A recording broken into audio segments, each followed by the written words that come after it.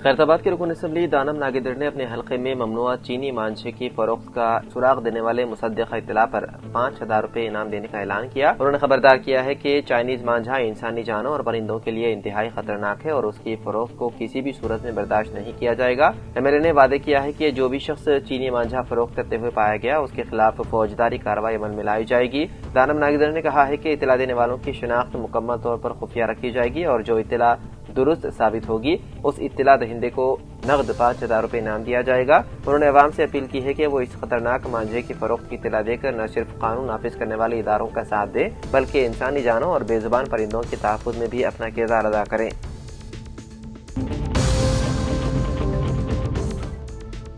आला तालीम के लिए अमेरिका गई हुई तेलंगाना की 2 तालिबात एक सड़क हादसे में हलाक हो गई। कैलिफोर्निया में पेश आए इस हादसे में महबूबाबाद जिले के गारला मंडल से ताल्लुक रखने वाली 24 साला मेघना और 24 साला भावना की मौत हो गई। मेघना गारला मंडल में वाक़े मीसेवा के मुंतजिम नागेश्वर राव की बेटी बताई गई है, जबकि भावना मलकनूर की नायब सरपंच कोटेश्वर राव की बेटी थी। इत्तलात के मुताबिक जिस गाड़ी में ये दोनों सफर कर रही थी वो शदीद हादसे का शिकार हो गई, जिसके नतीजे में दोनों की मौके पर ही मौत हो गई। बेहतर मुस्तकबिल की उम्मीद में बैरून मुल्क गए अपने बच्चों की इस तरह हमेशा के लिए चले जाने से गाला मंडल में गम की लहर दौड़ गई।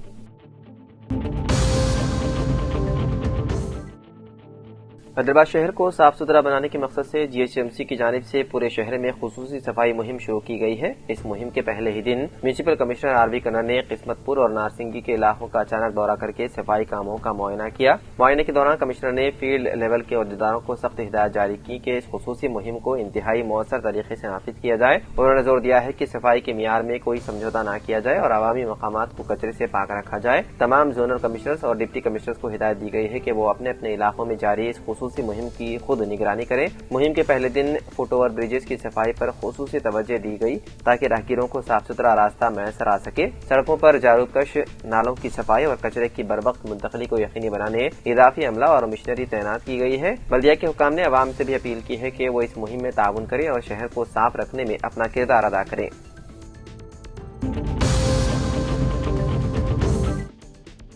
तेलंगाना के जिले नगर कर्नूल के कोल्हापुर फॉरेस्ट रेंज के तहत नलामला के घने जंगलाती इलाके में खुफिया खजाने की तलाश में गैर कानूनी खुदाई करने वाले अफराद को गिरफ्तार कर लिया गया। इतवार और पीर के दरमियानी शब मालन चिंतलापल्ली बेट के इलाके मेदर बंडा के करीब वाक़े देवनी बोका नामी मुकाम पर यह कार्रवाई अंजाम दी जा रही थी। तफसीलात के मुताबिक बाद शरपसंद अनासिर इस कदीम मकाम पर खदानी की लालच में खुदाई कर रहे थे कि इसी दौरान महकमा जंगलात के हुकाम ने छापा मारकर उन्हें रंगे हाथों पकड़ लिया। हुकाम ने मुलजिमीन को हिरासत में लेकर कोल्हापुर फॉरेस्ट डिपो मुंतकिल कर दिया। कार्रवाई के दौरान खुदाई के लिए इस्तेमाल होने वाला सामान और मुलजिमीन की मोटरसाइकिलें भी जब्त कर ली गई। मुकामी देहातियों का इल्जाम है कि गुज़िश्ता कई हफ्तों से इस गैर नुमा मकाम पर खजाने के लिए खुदाई की जा रही थी और बाद अफराद ने वहां मौजूद कदीम मूर्तियों और फन पारों को भी नुकसान पहुंचाया। अवामी इलाकों में इस बात पर हैरत का इजहार किया जा रहा है कि कई हफ्तों से जारी उन सरगर्मियों का महकमा जंगलात को इल्म क्यों नहीं हो सका। पकड़े गए अफराद को मजीद तहकीकात और कानूनी कार्रवाई के लिए अचम्पेट फॉरेस्ट डिविजनल ऑफिस मुंतकिल कर दिया गया। हुकाम इस बात की भी जांच कर रही है कि आया इस गिरोह का ताल्लुक किसी मुनज्जम बैन रियासती गैंग से तो नहीं।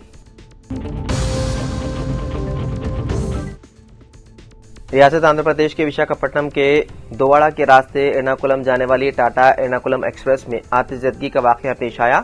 यह हादसा रात तकरीबन 1:30 बजे अचानक पेश आया, जिसके नतीजे में 2 एसी कोचेस जलकर तबाह हो गए। इस हादसे में एक शख्स जिंदा जल गया। इतवार की रात एर्नाकुलम एक्सप्रेस से इंकापल्ली देर से पहुंची। वहां से रवाना होने के बाद नरसिंहपल्ली के करीब B1 एसी कोच के ब्रेक जाम होने की वजह से आग भड़क उठी, जिसके नतीजे में B1 और M2 एसी कोचेस में आग लग गई। इस वाक़े को एला मंचली के करीब एक पॉइंट पर लोको पायलट ने महसूस किया और फौरी तौर पर ट्रेन को स्टेशन पर रोक दिया। हिंकापल्ली, येला मंचली और नाकापल्ली से फायर ब्रिगेड का अमला मौके पर पहुंच गया और आग पर काबू पाया, लेकिन तब तक दोनों कोचेस मुकम्मल जलकर खाकिस्तर हो गए थे। B1 कोच में एक शख्स जिंदा जल गया। मुतवफ़ी की शिनाख्त विशाखापट्टनम के 70 साला चंद्रशेखर सुंदर के तौर पर की गई है। रेलवे के आला हुक्काम मौके पर पहुंचकर मुआयना कर रहे हैं। इस हादसे के बायस विशाखापट्टनम F रूट पर तमाम ट्रेनों की आमद रफ्त रोक दी गई। رات 3:30 بجے کے بعد جلے ہوئے دونوں کوچز کو ہٹا دیا گیا۔ حادثے کے سبب متاثرہ کوچز کے مسافروں کو شدید سردی میں کافی دیر تک اسٹیشن پر انتظار کرنا پڑا۔ مادہ ریلوے حکام نے انہیں 3 RTC بسوں کے ذریعے سامر لکھوٹا ریلوے اسٹیشن منتقل کیا۔ سامر لکھوٹا میں 2 AC کوچز جوڑ کر وہاں سے ٹرین کو ایرناکولم روانہ کر دیا گیا۔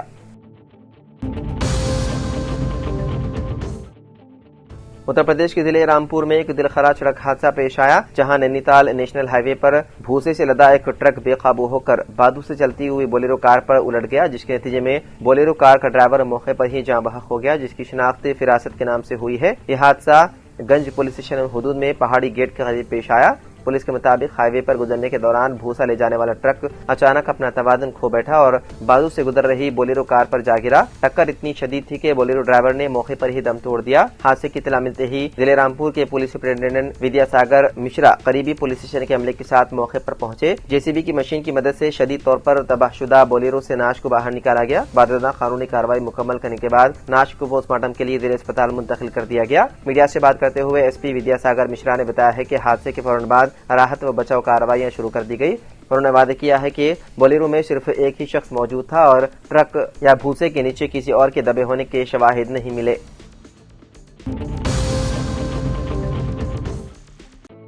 تلنگانہ قانون ساز اسمبلی کے سرمائی اجلاس کے دوران آج ایوان میں ایک دلچسپ واقعہ دیکھنے میں آیا، جب طویل وقفے کے بعد سابق وزیر اعلیٰ KCR کی اسمبلی میں اچانک حاضری نے ایوان کی فضا بدل کر رکھ دی ہے۔ KCR کے ایوان میں داخل ہوتے ہی توجہ کا مرکز بن گئے۔ اسی دوران وزیر اعلیٰ ریونت ریڈی خود ان کی نشست تک پہنچے، مصافحہ کیا اور خیریت دریافت کرتے ہوئے ان کی صحت کے بارے میں بھی دریافت کیا۔ سیاسی اختلافات کے باوجود اس خوشگوار لمحے نے ایوان میں موجود اراکین کو بھی چونکا دیا۔ اس موقع پر ودرا سریدھر بابو، اتم کمار ریڈی، کومٹ ریڈی، لکشمن، سیتا اکا، سرکاری ویپ بی لیا، آدی شرینواس سمیت کانگریس کے کئی ارکان اسمبلی نے سابق وزیر اعلیٰ سے ملاقات کر کے احترام کا اظہار کیا۔ CPI کے رکن اسمبلی کے سامبا شیوا راؤ بھی اس موقع پر KCR کو سلام کرنے والوں میں شامل رہے، تاہم یہ حاضری زیادہ دیر پر ثابت نہ ہوئی۔ قومی ترانہ اور تعزیتی قراردادوں کی کارروائی کے فوراً بعد KCR ایوان سے روانہ ہو گئے۔ اسمبلی رجسٹر میں دستخط کرنے کے بعد وہ سیدھے نندی نگر میں واقع اپنی رہائش گاہ چلے گئے۔ طویل وقفے کے بعد اسمبلی میں آمد اور پھر مختصر حاضری کے ساتھ روانگی نے سیاسی حلقوں میں بحث کو جنم دے دیا ہے، جبکہ سوشل میڈیا پر بھی اس پر مختلف تبصرے دیکھنے میں آ رہے ہیں۔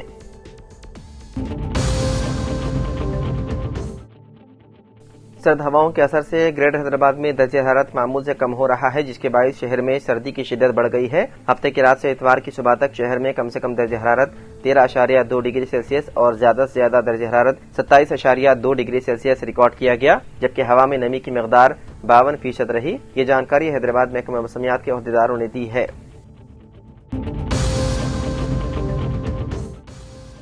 اسمبلی میں BRS کے قائد ہریش راؤ نے اسمبلی کا سرمائی سیشن کم از کم 15 دن تک جاری رکھنے کا حکومت سے مطالبہ کیا۔ میڈیا سے غیر رسمی بات چیت کرتے ہوئے ہریش راؤ نے کہا کہ کانگریس پارٹی نے ایوان کے وقار کو متاثر کر دیا ہے اور اسمبلی اور کونسل کا اجلاس محض رسمی طور پر منعقد کیا جا رہا ہے۔ BRS دور حکومت میں کم از کم 32 دن اسمبلی کا اجلاس منعقد کیا گیا، جبکہ کانگریس دور حکومت میں سال میں 20 دن بھی اجلاس منعقد نہیں ہوا۔ انہوں نے کہا کہ اپوزیشن کی جانب سے جن مسائل کو مباحث کے لیے پیش کیا جاتا ہے اسے قبول نہیں کیا جاتا۔ انہوں نے کہا کہ عوامی مسائل پر مباحث سے حکومت خوفزدہ ہے۔ ہریش راؤ نے کم از کم 15 دن تک اجلاس جاری رکھنے کا مطالبہ کرتے ہوئے کہا کہ بزنس ایڈوائزری اجلاس میں سلسلے میں نمائندگی کی جائے گی۔ انہوں نے کہا کہ 2 سال گزر جانے کے باوجود آج تک اسمبلی کی کمیٹیاں تشکیل نہیں دی گئی۔ انہوں نے کہا ہے کہ BRS کی پہلی میعاد میں 32 دن تک اسمبلی اجلاس منعقد کیا گیا، جبکہ کانگریس کے 2 سال میں سال 2024 میں 24 دن اور سال 2025 میں 16 دن اجلاس منعقد ہوا۔ 2 برسوں میں محض 40 دن کے اجلاس کے ذریعے حکومت نے سرکاری ایجنڈے کی تکمیل کی ہے۔